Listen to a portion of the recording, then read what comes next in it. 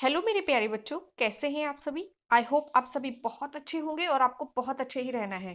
मैं हूं महिमा और मेरे साथ आज हम सॉल्व करेंगे वर्कशीट नंबर 40। आज हम सोशल साइंस का चैप्टर वर्किंग ऑफ इंस्टीट्यूशंस पढ़ने जा रहे हैं। ये वर्कशीट 6 अक्टूबर 2020 के लिए है। आज हम इस चैप्टर का एक छोटा सा पार्ट पढ़ेंगे, institutions of public democracy. Institutions of public democracy. Let's start today's topic. In our country, the government at the national level is called the central government or the union government. And the institutions which play a major role in the important decisions of central government are, यानी कि इन our country हमारे देश में the government जो सरकार है eight the national level यानी राष्ट्रीय स्तर पर, पूरे देश के आधार पर राष्ट्रीय स्तर पर जो सरकार है उसे सेंट्रल गवर्नमेंट कहा जाता है। और जो इंस्टीट्यूशंस मेजर रोल प्ले करते हैं यानी कि वो संस्थाएं जो प्रमुख भूमिका निभाते हैं सरकार के फैसले लेने में, सरकार की मदद करने में, वो कौन कौन से हैं उनको देख लेते हैं। इंस्टीट्यूशंस हैं नंबर 1 पार्लियामेंट। पार्लियामेंट क्या करती है? For making law. पार्लियामेंट जो है कानून बनाती है। Number 2 executive. एग्जीक्यूटिव क्या करते हैं? एनफोर्समेंट ऑफ लॉ, यानी कि कानून जो बनाए गए हैं उनका जनता से पालन करवाती है। और लास्ट वन इज जुजुसरी, ये क्या करती है? रिव्यू ऑफ लॉ, यानी कि जो भी कानून बना है यदि कोई उसका उल्लंघन करता है तो उनको पनिश करना और उनको सुधारना, ये काम जुजुसरी करती है। तो ये तीनों इंस्टीट्यूशन जो है वो बहुत ही इंपॉर्टेंट है और ये तीनों मिलकर सेंट्रल गवर्नमेंट की हेल्प करते हैं जिससे कि हमारे देश की सरकार चलती है। चलिए आगे देख लेते हैं बिना टाइम वेस्ट किए। नीड फॉर पॉलिटिकल इंस्टीट्यूशंस, तो हमें कुछ राजनीतिक संस्थाओं की भी आवश्यकता होती है हमारे देश को, सरकार को चलाने के लिए। ऐसा क्यों होता है वो देख लेते हैं। The government has the responsibility to provide security, education and health facilities to their citizens। यानी हमारी जो सरकार है उसकी जिम्मेदारी है कि वो नागरिकों को सिक्योरिटी यानी सुरक्षा प्रदान करे, एजुकेशन यानी शिक्षा प्रदान करे, एंड हेल्थ फैसिलिटीज यानी कि स्वास्थ्य संबंधी सुविधाएं उपलब्ध करवाए। तो ये हमारे सरकार की जिम्मेदारी है कि वो अपने नागरिकों को ये सभी सुविधाएं यानी कि शिक्षा या सुरक्षा हो गई या फिर हेल्थ फैसिलिटीज हो गई, ये सभी प्रोवाइड करवाएं। दे कलेक्ट टैक्सेस, हमारी जो सरकार है वो क्या करती है? हमसे टैक्स कलेक्ट करती है। एंड स्पेंड ऑन आर्मी, और जो टैक्स से पैसा आता है उसको खर्च करती है हमारे देश की आर्मी पे, पुलिस पे एंड अदर डेवलपमेंट वर्क, और बाकी जो विकास कार्य होते हैं उन सभी पे हमारे देश की सरकार उन पैसों को खर्च करती है। यानी कि पहले हमारे देश की सरकार पैसा कलेक्ट करती है जनता से टैक्स के द्वारा और फिर उन्हीं पैसों से हमारे देश की आर्मी, पुलिस और विकास कार्यों को करती है। ठीक है, आगे देखते हैं। These works are done by the different institutions so that democracy works so betterment, यानी कि दीज वर्क्स, ये सभी जो काम होते हैं सरकार का, आर्मी पुलिस को देखना और उसके बाद सारे विकास कार्य करना, तो these works are done by different institutions, ये सभी काम जो है वो अलग अलग इंस्टीट्यूशंस के द्वारा किए जाते हैं, अलग अलग संस्थाओं के द्वारा किए जाते हैं। सो that democracy works for the betterment, ताकि डेमोक्रेसी जो है वो हमारे देश की बेहतर तरीके से काम कर सके। And all the officers concern में पार्टिसिपेट इन डिसीजन मेकिंग, और जितने भी हमारे बड़े अधिकारी होते हैं वो सभी पार्टिसिपेट करते हैं इन जो हमारे प्रमुख डिसीजंस होते हैं, फैसले होते हैं उनको लेने में। तो वो कौन से प्रमुख अधिकारी हैं जो फैसले लेने में मदद करते हैं वो देख लेते हैं। Those who take decisions in these institutions, वो उनकी बात करते हैं प्रमुख देश के, मतलब पूरे राष्ट्र स्तर पे, पूरे देश के स्तर पे जो सबसे इंपॉर्टेंट पर्सन है जो हमारे देश के प्रमुख फैसले लेने में सहायता करते हैं, ऐसे कौन कौन से ऑफिसर्स होते हैं उनको देख लेते हैं। Number 1 president. प्रेसिडेंट कौन होता है? राष्ट्रपति। राष्ट्रपति को हमारे देश का प्रथम नागरिक भी कहते हैं, सभी बच्चों को ये बात पता होनी चाहिए। President which is formally the highest authority of the country। President जो होता है वो हमारे देश का फॉर्मली अगर माना जाए औपचारिक रूप से तो सबसे बड़ा अधिकारी होता है और सबसे ज्यादा अथॉरिटी यानी पावर जो होती है वो प्रेसिडेंट के पास होती है। आप सोचेंगे कैसे? हमारे देश में कोई भी नियम, कोई भी कानून बनता है, ठीक है, तो बिना राष्ट्रपति के सिग्नेचर के वो लागू नहीं हो सकता है। तो सबसे हाईएस्ट अथॉरिटी जो है वो हमारी कंट्री में किसको है? प्रेसिडेंट को है। Number 2 prime minister. The prime minister on the behalf of the government, जो प्राइम मिनिस्टर होते हैं वो हम आपके अपनी सरकार के बिहाफ पे यूजेस द पावर, सारी पावर का इस्तेमाल करते हैं, and recommends the other persons for appointment as ministers. और जितने भी हमारे मंत्री होते हैं उनकी जो अपॉइंटमेंट्स होती है उसके लिए प्रेसिडेंट से जो सिफारिश करनी होती है वो भी हमारे प्राइम मिनिस्टर ही करते हैं। तो प्राइम मिनिस्टर कुल मिला के है जितनी भी पावर होती है उसका इस्तेमाल करते हैं, और राष्ट्रपति से मंत्रीगण के लिए सिफारिश करते हैं उनको अपॉइंटमेंट्स दिलवाने के लिए। आपने देखा है ना, जो मंत्रीगण मंत्री बनते हैं उनको शपथ लेनी पड़ती है, तो शपथ लेने से पहले जो सिफारिश होती है वो कौन देता है, वो प्राइम मिनिस्टर देता है। मतलब प्राइम मिनिस्टर सजेस्ट करता है प्रेसिडेंट को। ठीक है, तो ये काम सिर्फ प्राइम मिनिस्टर करते हैं। Third one is parliament. अब प्रेसिडेंट एक सिंगल पर्सन है, प्राइम मिनिस्टर भी एक सिंगल पर्सन है, पर पार्लियामेंट एक सिंगल पर्सन नहीं है। ठीक है, आपको ये बात याद रखनी है। पार्लियामेंट जो है वो ग्रुप ऑफ पीपल यानी कि लोगों का ग्रुप है पार्लियामेंट। ठीक है, तो कंफ्यूज मत होना इसमें। The parliament consist of the president, the Lok Sabha and the Rajya Sabha. जो पार्लियामेंट है वो कैसे बनती है, तीन लोगों को मिला के बनती है, प्रेसिडेंट, लोकसभा और राज्यसभा। और आपको पता है लोकसभा और राज्यसभा कोई एक इंसान तो है नहीं, एक सभा है, एक ग्रुप ऑफ पीपल है, आप समझ गए है ना। तो पार्लियामेंट जो है वो प्रेसिडेंट, लोकसभा और राज्यसभा तीनों को अगर मिला दिया जाए तो पार्लियामेंट बनती है। किसको, तीनों को, प्रेसिडेंट को, लोकसभा को, राज्यसभा को। President is not a member of any of the two houses. जो प्रेसिडेंट होते हैं वो लोकसभा और राज्यसभा दोनों में से किसी भी सभा के मेंबर नहीं होते हैं। But the law enacted by the parliament is enforced only after his consent. पर कोई भी कानून तभी लागू हो सकता है जब प्रेसिडेंट की रजामंदी यानी परमिशन मिले। तो इस तरीके से हम कह सकते हैं कि प्रेसिडेंट के पास हाईएस्ट अथॉरिटी है, यानी कि जो प्रेसिडेंट है वो किसी भी लोकसभा या राज्यसभा दोनों हाउसेस में से किसी भी हाउस के मेंबर नहीं है। पर कोई भी कानून जो लोकसभा या राज्यसभा द्वारा बनाया गया है वो तभी लागू हो सकता है जबकि प्रेसिडेंट जो है वो उस पर सिग्नेचर करे, यानी कि अपना परमिशन दे, कंसेंट दे। कंसेंट मतलब अपनी परमिशन दे। ठीक है, आगे बात करते हैं। लोकसभा वर्सेस राज्यसभा, यानी लोकसभा और वर्सेस राज्यसभा दोनों में क्या डिफरेंसेस है। इन आवर कॉन्स्टिट्यूशन, हमारी जो संविधान है, the Rajya Sabha has certain special right with respect to the state. जो हमारी राज्यसभा है उसको कुछ स्पेशल राइट्स मिले हुए हैं राज्यों के पर्पज से। But in the most other cases, लेकिन ज्यादातर चीजों में Lok Sabha has the highest right. Lok Sabha जो है उसको ज्यादा अधिकार प्राप्त है। तो राज्यसभा को सिर्फ राज्य से रिलेटेड ही अधिकार प्राप्त है, पर लोकसभा को राष्ट्रीय स्तर पे अधिकार प्राप्त है, इसलिए लोकसभा जो है उसके पास ज्यादा पावर है।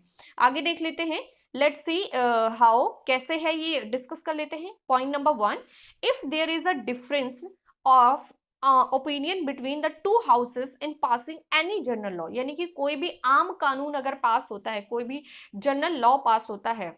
ठीक है, लोकसभा, आपको पता है कोई भी कानून पास करने के लिए उस कानून को पहले लोकसभा और राज्यसभा दोनों में पास करवाना पड़ता है। ठीक है, तो अगर कोई ऐसा कानून पारित होने जा रहा है जिसमें लोकसभा और राज्यसभा दोनों के मत अलग अलग है, मत अलग मतलब दोनों की सोच अलग अलग है, एक सदन उसको पास करना चाहता है, दूसरा सदन उसको पास नहीं करना चाहता है, तो दोनों में मतभेद हो गया। तो इस तरीके से अगर टू हाउसेस यानी जो दोनों हाउसेस हैं उनके जो ओपिनियंस है वो अलग अलग हैं, लोकसभा राज्यसभा दोनों के ओपिनियन अगर अलग अलग होंगे, ऐसे सिचुएशन में then the opinion of the Lok Sabha matters. तो लोकसभा का जो ओपिनियन होगा वो ज्यादा मैटर करता है कंपैरिजन टू राज्यसभा। समझ गए आप। नंबर 2, इन मनी मैटर, अगर हम पैसों की बात करें, the budget pass by the Lok Sabha, जो बजट लोकसभा द्वारा पास कर दिया जाता है, और the law can be retained by the Rajya Sabha only for 14 days and can only give suggestions। तो आपको याद रखना है कि लोकसभा ने अगर कोई बजट पास कर दिया है तो राज्यसभा उसको कुछ नहीं कर सकती, मतलब उसको रोक नहीं सकती। राज्यसभा सिर्फ इतना कर सकती है कि 14 दिन के लिए उस बजट को रोक के अपने विचार, अपनी सजेशंस उस पर दे सकती है। ठीक है, तो जो लोकसभा है वो क्या करेगी, कोई भी कानून जो बजट से रिलेटेड है, कोई भी बजट पास कर देगी, और राज्यसभा उसको रोक नहीं सकती, सिर्फ 14 दिन के लिए उसको अपने पास रख सकती है, और उस पे उसको मतलब स्टडी करके उस पर अपनी सजेशंस दे सकती है। while the Lok Sabha has the right to accept those suggestions or not। और लोकसभा के पास ये अधिकार है कि वो उन सजेशंस को चाहे तो अपनाए चाहे तो ना अपनाए, मतलब उन सजेशंस पे लोकसभा की मर्जी है कि वो ध्यान दे या ना दे। तो राज्यसभा के पास उस बजट को रोकने का कोई अधिकार नहीं है, सिर्फ 14 दिन तक अपने पास रख के उस पर सजेशन देने का अधिकार है, और लोकसभा को राइट है कि वो उस सजेशन को माने या ना माने। बात करते हैं थर्ड पॉइंट की, the Lok Sabha controls the council. Lok Sabha जो है वो मिनिस्टर काउंसिल जो है उसको पूरी तरीके से कंट्रोल करती है। Only those can become a prime minister, सिर्फ वही व्यक्ति प्राइम मिनिस्टर बन सकता है who has got a majority in the Lok Sabha, जिसको लोकसभा में मेजोरिटी मिलती है। यानी लोकसभा में जिस पर्सन को बहुमत प्राप्त होता है सिर्फ वही इंसान देश का प्रधानमंत्री बन सकता है। If more than half of the members of the Lok Sabha have no trust to Council of Ministers, अगर लोकसभा के जो मिनिस्टर की काउंसिल है, ठीक है, उसमें आधे से ज्यादा मेंबर ये कह दें कि उनको मिनिस्टर ऑफ काउंसिल पे ट्रस्ट नहीं है, then all the ministers including prime minister will have to resign. तो जितने भी मिनिस्टर्स हैं लोकसभा में इंक्लूडिंग प्राइम मिनिस्टर को लेकर जिन्होंने प्राइम मिनिस्टर को बहुमत दिया था वो सभी मिनिस्टर्स, और इंक्लूडिंग प्राइम मिनिस्टर और प्राइम मिनिस्टर, इन सभी को अपनी पोस्ट से तुरंत रिजाइन देना पड़ेगा। ये स्पेशलिटी होती है लोकसभा की। तो आप थोड़ा कंफ्यूजन होगा कि आखिर ये क्या बता रही है मैम। तो देखो लोकसभा एक सभा है जिसमें मेंबर्स हैं, कितने मेंबर्स हैं, ठीक है, मैं आपको एक एग्जांपल बताती हूँ। सपोज लोकसभा एक सभा है जिसमें 100 मेंबर है, ठीक है, और 100 में से कोई एक पर्सन ही प्रधानमंत्री बन सकता है, तो 100 में से एक पर्सन बन गया प्रधानमंत्री, अब कितने बचे 99, ठीक है, या मान लेते हैं 101 पर्सन है लोकसभा में, 101 लोग हैं, 101 में से किसी एक को प्रधानमंत्री बनना है, वो साइड हट गया, अब कितने बचे 100 बंदे बच गए, ठीक है, 100 मेंबर्स बच गए।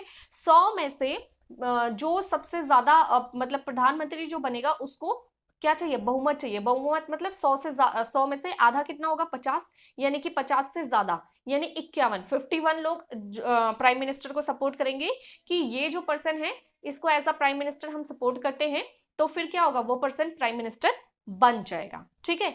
और अगर किसी कारणवश बाकी जो मिनिस्टर हैं लोकसभा के, या लोकसभा के जो मिनिस्टर्स हैं वो ये कह दे कि उनको काउंसिल ऑफ मिनिस्टर पे ट्रस्ट नहीं है, तो ऐसे सिचुएशन में प्राइम मिनिस्टर और जिन लोगों ने प्राइम मिनिस्टर को बहुमत दिया था, जो 51 पीपल हैं, उन सभी लोगों का क्या होगा, अपनी पोस्ट से रिजाइन देना पड़ेगा।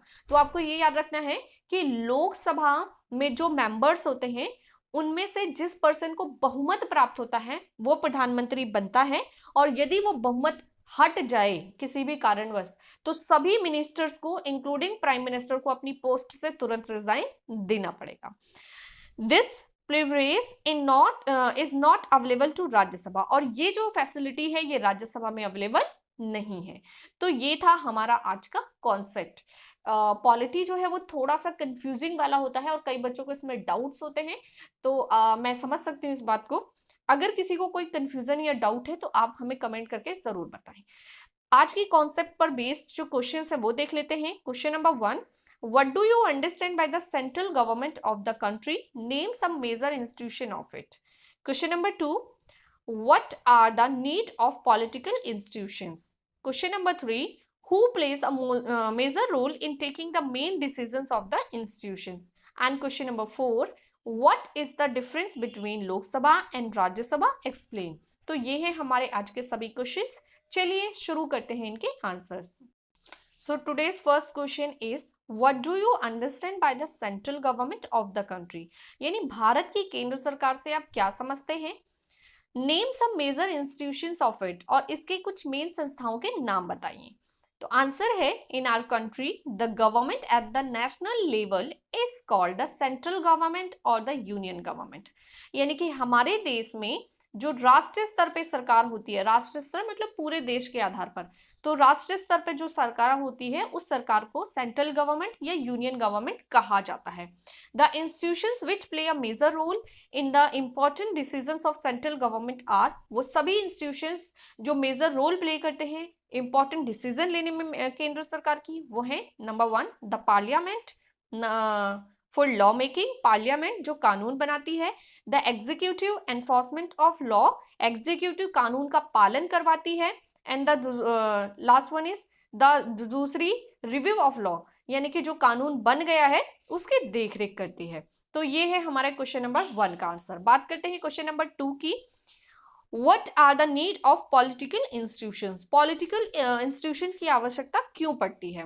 Political institutions are needed to run the country. हमारे देश को सुचारू रूप से चलाने के लिए political institutions की आवश्यकता पड़ती है। Government has the responsibility to provide security. हमारे सरकार की जिम्मेदारी है कि वो नागरिकों को उपलब्ध करवाएं क्या? सबसे पहले सिक्योरिटी यानी सुरक्षा, एजुकेशन यानी कि शिक्षा, and health facilities to their citizens, और इसके सिवा हेल्थ फैसिलिटीज। ठीक है। दे कलेक्ट टैक्सेस, हमारी सरकार टैक्स कलेक्ट करती है जनता से, एंड स्पेंड ऑन, और उसको स्पेंड करती है, खर्च करती है आर्मी पे, police and other development work, और बाकी विकास कार्यों पर।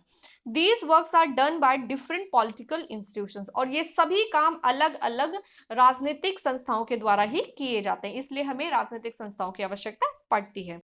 Who plays a major role in taking the main decisions of the country? तो हमारे देश के मेजर डिसीजन लेने में कौन कौन मेन रोल प्ले करता है? The following plays a major role in taking the decisions of the institutions are: number 1, president. The president is formally the officer of the country. President जो होता है वो first officer of the country होता है और जिसके पास highest authority होती है। Number 2, the prime minister. The prime minister on the behalf of the government uses the power and recommends the other person to the appointments as minister. जो prime minister होते हैं वो अपनी सरकार के बिहाफ पे सारी पावर का इस्तेमाल करते हैं और राष्ट्रपति से सिफारिश करते हैं मंत्रियों की अपॉइंटमेंट्स के लिए। बात करते हैं थर्ड पॉइंट की, the parliament. The parliament consist of the president, the Lok Sabha and the Rajya Sabha, यानी कि लोकसभा, राज्यसभा और प्रेसिडेंट तीनों को मिला के बनता है parliament. President is not a member of any of the two houses. जो प्रेसिडेंट है वो दोनों में से, लोकसभा और राज्यसभा दोनों हाउसेस में से किसी भी हाउस के मेंबर नहीं होते हैं। But the law enacted by the parliament, पर पार्लियामेंट के द्वारा कोई भी कानून जो पारित होता है, is enforced only after his consent, तो वो तभी लागू हो सकता है जब प्रेसिडेंट की मंजूरी यानी कि प्रेसिडेंट की परमिशन मिलती है। तो बात करते हैं क्वेश्चन नंबर 4 की। What is the difference between Lok Sabha and Rajya Sabha? Lok Sabha और राज्यसभा में क्या डिफरेंस है? एक्सप्लेन।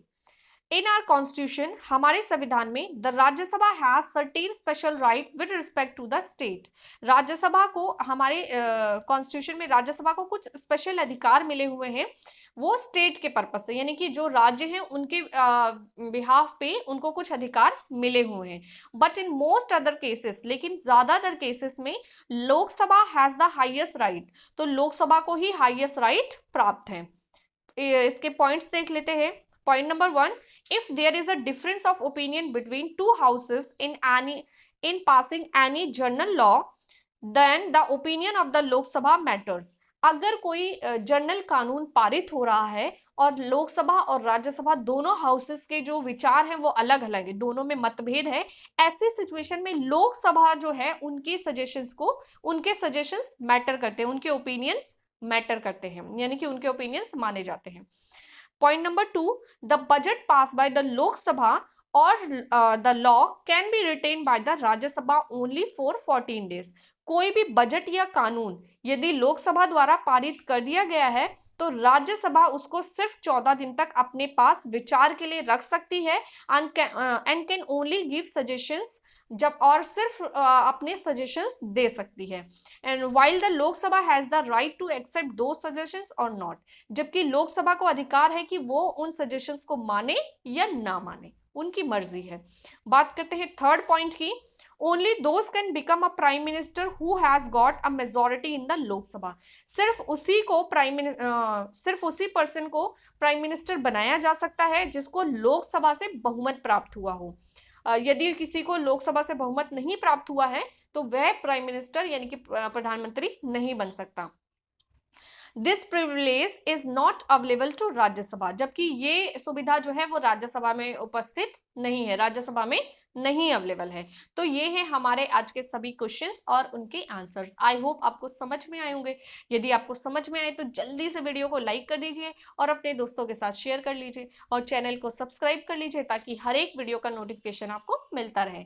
मैं हूं महिमा और आपसे लेती हूं विदा, फिर मिलूंगी जल्द ही अगली वीडियो में। तब तक सभी बच्चे अपना ध्यान रखेंगे। बाय बाय बच्चों, टेक केयर।